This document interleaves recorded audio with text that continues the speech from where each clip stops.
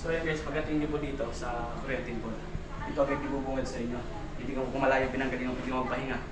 And hindi ka maupo dito, siyempre, overlooking na rin. Dito po sa pista napakalaki. Okay, so napakaganda. Pwede ka rin maupo. Ayan, ganda. So ayan guys, dito nga po tayo sa Korean Temple, no? Dito po tayo sa may likod, mga kaubahay, mga kalingap. At ito, binisita po natin ngayon dito po sa area po ng Bukawi, Bulacan. At pakita ko rin po sa inyo yung mga ano po dito yung facilities na pwede nyo puntahan po, ano. Ito yung kauna-unahang Korean Temple po dito po sa Pilipinas. Dito po natagpuan sa Bukawi, Bulacan, mga kababayan, no? So let's go, samahan nyo po kami mag-ikot dito. Let's go. So ito po, yun, ipakita ko sa inyo kabuuan. Malawak po yan guys. Siyempre doon yung parking kabila. So pasok po tayo. Pasok tayo dito sa temple. Ayan. Ayan guys, so para ka talagang nasa Korea, no? Paganda.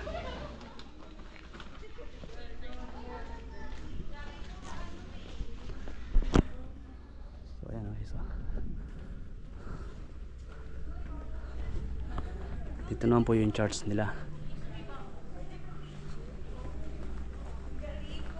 At yung kabila pwede rin yung mga din po dyan ng mga kababayan, mga kalingap.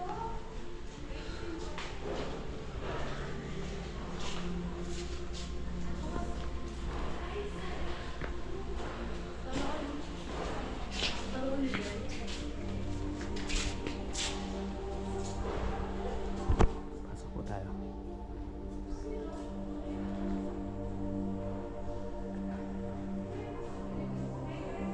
Napakasolin po ng lugar, mga kababayan.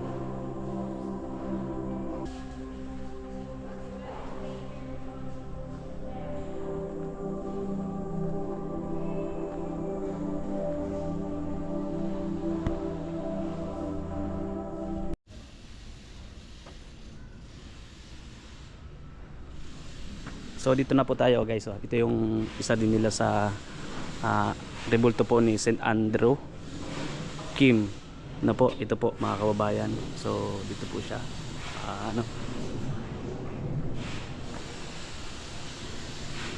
ang Koreanong pare, mga kababayan. So ang ganda po, ang dami din mga masyal dito, no, parate. Nakita nyo naman po yung mga talagang para ka pong nasa Korea, ano po. So yun, yan po, ano pa po yan, marami pa tayong puntahan. Samahan nyo pa po kami sa pag-ikot po dito, no? So ito guys, oh, pag pumunta po kayo dito mga kababayan, ay siyempre mag-iikot din po kayo dito. May mga kagaya, may mga estatwa din. And ito po yung isa sa sabi ko nga, isa sa kauna-unahang temple po dito po, Korean Temple po dito po sa Pilipinas, ang St. Andrew.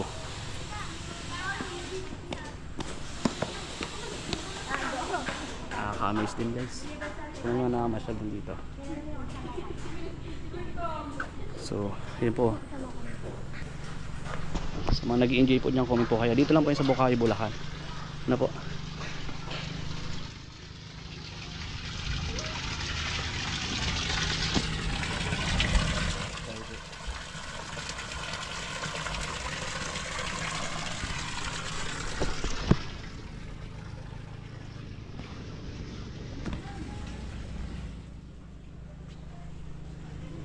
Tabi-tabi po, Ming Ming.